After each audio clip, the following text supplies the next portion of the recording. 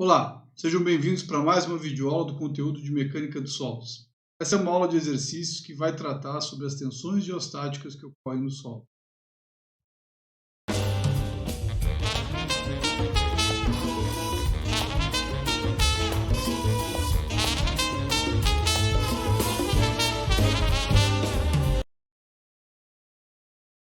Esse exemplo que eu trago aqui para vocês, que eu chamo de 7.1, né?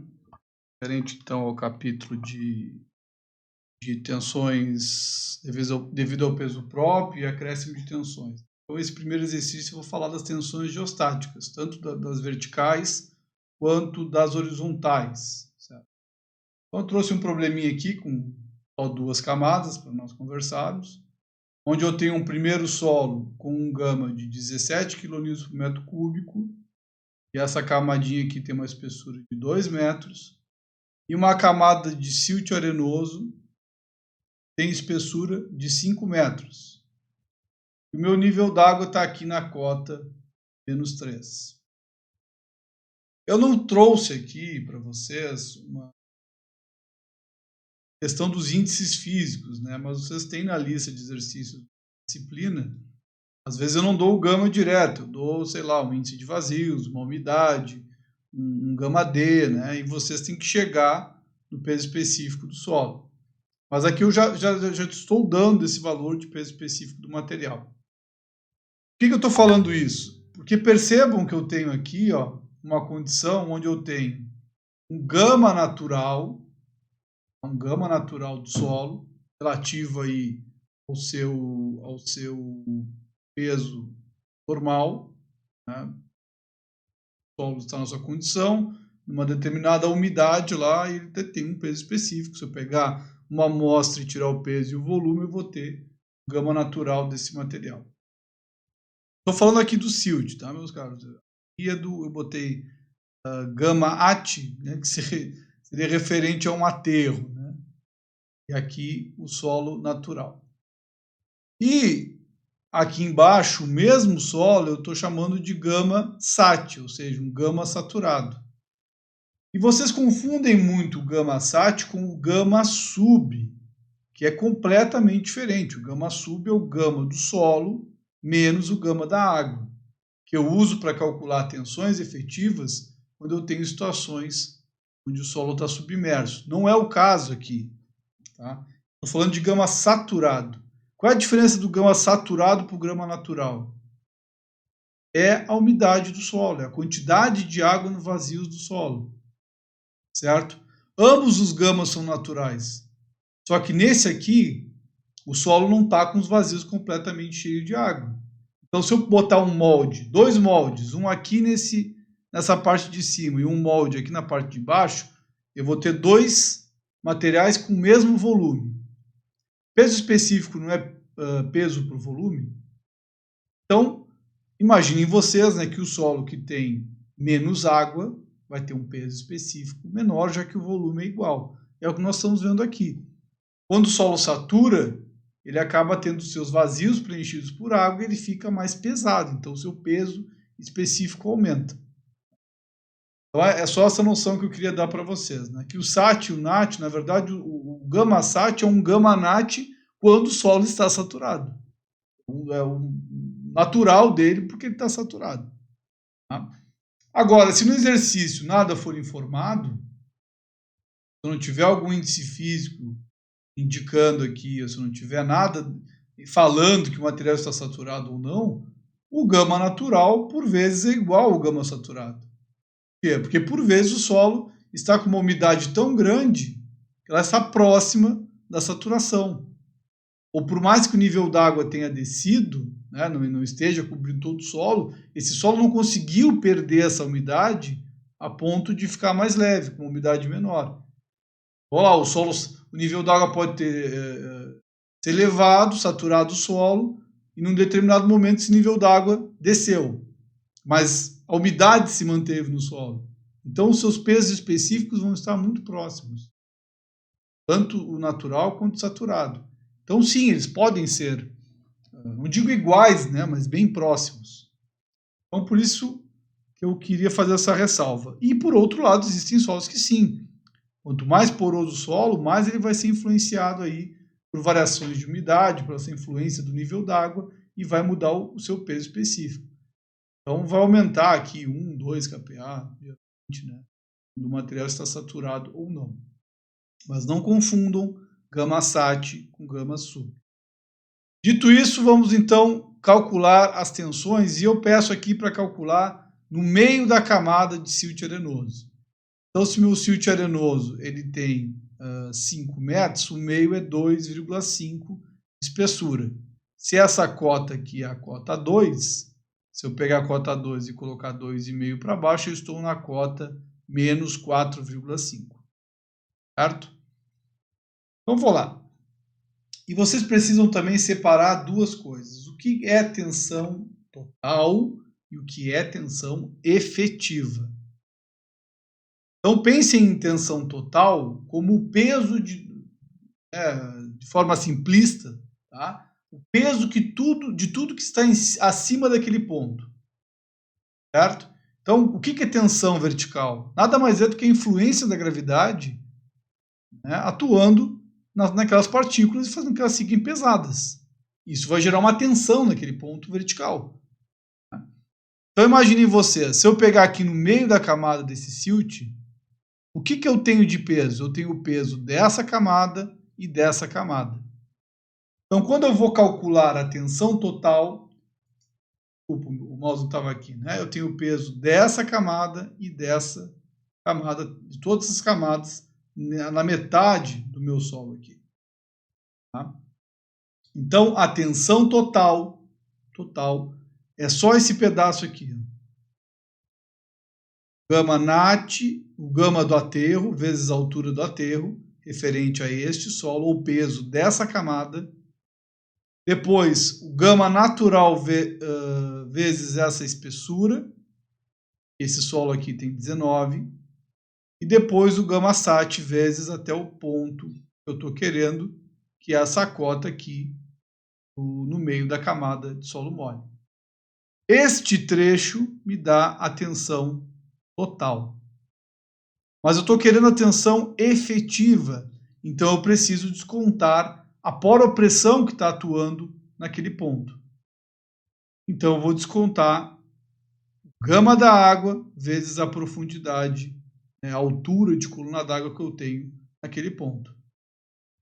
Então pensem sempre assim, calculem primeiro a tensão total e venham pegando lá gama Z, gama Z, gama Z.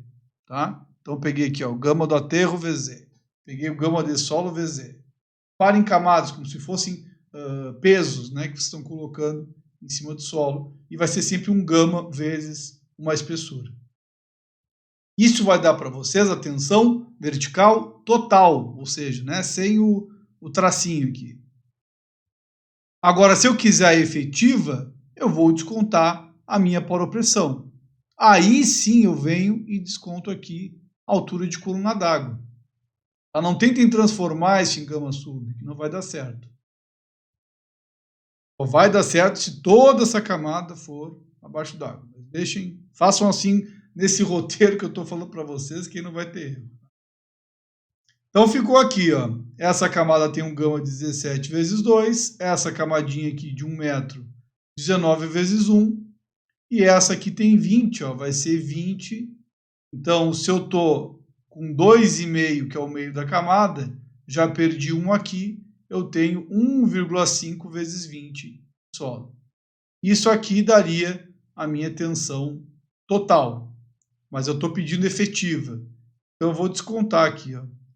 Se aqui a cota é 2,5 aqui, né, eu perdi 1, eu tenho 1,5 de coluna d'água. Então, gama da água, que é 10, vezes esse 1,5, fazendo essa continha, nós temos 68 kPa. Certo, meus caros? Então, percebam que é bem simples, não tem dificuldade nenhuma. Se você seguir esse roteiro, vou calcular as tensões totais, depois eu desconto a poropressão e tenho a tensão efetiva. Não tem como errar. Certo? Então, essas seriam as tensões chamadas geostáticas verticais ou tensões devido ao peso próprio do solo. Ok. E se eu pegasse esse mesmo problema e solicitasse para vocês, além da tensão vertical, a tensão horizontal no ponto? Então, não mais as tensões que atuam na vertical, mas sim as tensões que atuam na horizontal. Então percebam que quando eu falo de tensões no solo, eu falo de tensão, que tem sentido, né? Quando eu falo em água, eu falo em poropressão, falo em pressão, não falo em tensão da água. Por quê? Porque a pressão atua em todas as direções, diferente das tensões que são verticais, horizontais, ou entrando aí né, se fosse pensar em tensões principais, em σ1, σ2, σ3. Tem essa direção, essa necessidade desse vetor de direção, né? Então eu estou olhando aqui, vou fazer a mesma conta. Por quê? Porque para calcular a tensão horizontal, eu preciso saber a relação do meu K0, do coeficiente do impulso no repouso, certo? Então o meu K0, ele é a relação da minha tensão horizontal divididos pela minha relação vertical. Depois vocês vão ver mais para frente na disciplina, eu tenho o meu KA, que eu tenho o meu KP, que seriam relativos a um solo na condição ativa ou um solo na condição passiva. Isso é quando eu tenho escavações, tá? Eu coloco algum anteparo empurrando o solo. Por quê? Porque aí a relação entre as tensões verticais e horizontais não vai ser devido a um estado de repouso do solo, e sim devido a uma mobilização que o solo está fazendo. Ou ele está atuando de forma ativa ou de forma passiva. Mas isso é outro capítulo que a gente vai conversar mais para frente. Aqui nós usamos o K0 porque o solo está paradinho aqui, eu não fiz nada nele. Então estou na condição do repouso. Essa relação, tá, ela é obtida através de ensaios de laboratório. Cada solo tem uma propriedade do solo, né? Assim como o peso específico, seu índice de vazios. Tá? Esse material tem este valor e ele vai ser função do tipo de solo, do nível de compactação, de N coisas que vão influenciar nesse parâmetro. Vocês têm lá na videoaula isso explicadinho direitinho. Tá? Então aqui eu disse que essa camada de solo tem um K0 de 0,7 e aqui um K0 de 0,6. Tá? Ok.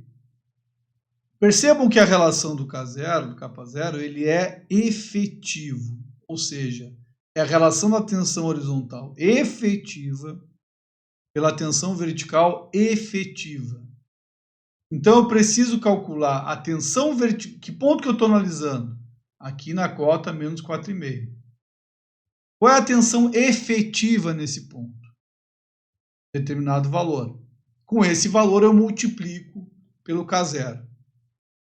Nós vamos fazer aqui.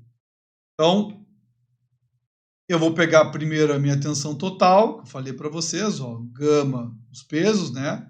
Gama do aterro vezes a altura do aterro, essa camada de solo e essa camada de solo, então eu fiquei com 83, porque eu estou com total, né? Eu não descontei a efetiva. Aí, para ter efetiva, o que eu vou fazer? Vou descontar a minha poropressão U, que é a gama da água vezes Z. Nós sabíamos lá que é 1,5 vezes 10, 15. Então, no exercício que nós fizemos anteriormente, né, vimos lá que nossa tensão efetiva era 68 kPa. Eu vou simplesmente pegar esse valor de 68 e multiplicar pelo K0 do solo, que é 0,6. E tenho assim a minha tensão horizontal efetiva de 40,8. Certo? Tensão horizontal efetiva. Se eu pedisse para vocês, tá, e qual é a tensão horizontal total? Eu pegaria esse valor,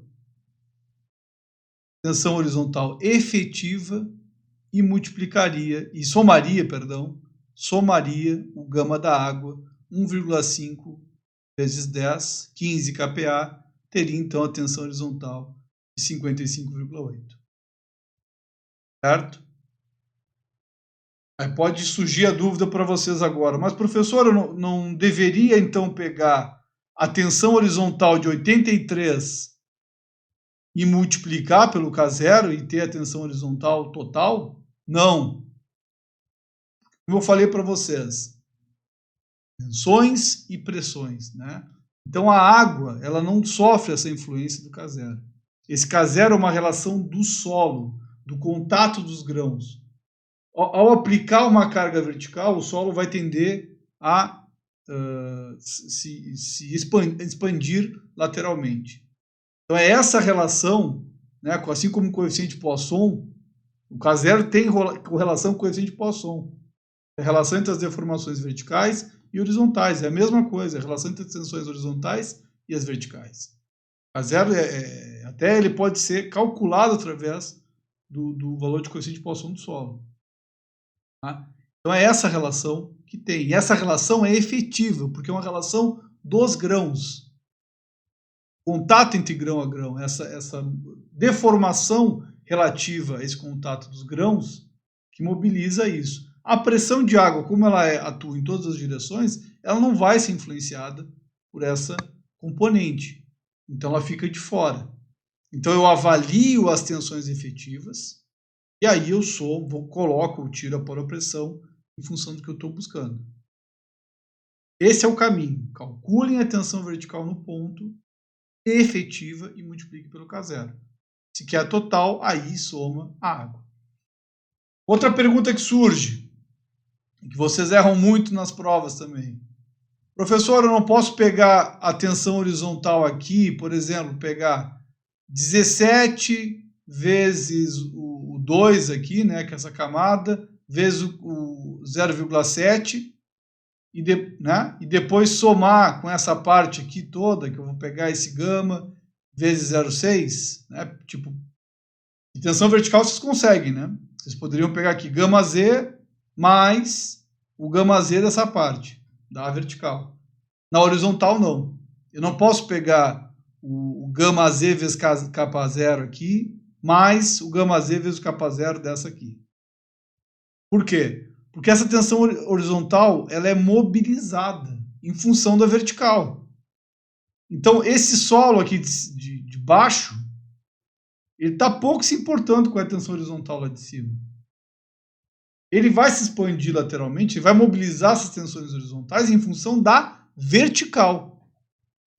Então aqui vai chegar um peso vertical e o solo vai gerar uma horizontal. Se o de cima gerou mais ou menos, ele está pouco se lixando lá em cima. Tá? Então não posso. Eu tenho sempre que achar a tensão vertical no ponto que eu estou procurando e aí eu multiplico pelo K0 da camada que eu estou analisando. Certo? Você tem que entender, pessoal, que todo esse solo, né, cada ponto que eu pegar aqui, ele está sob um nível de tensão. Quando a gente faz um exercício, a gente escolhe sempre um ponto. A gente pergunta assim, ó, quais são as tensões neste ponto?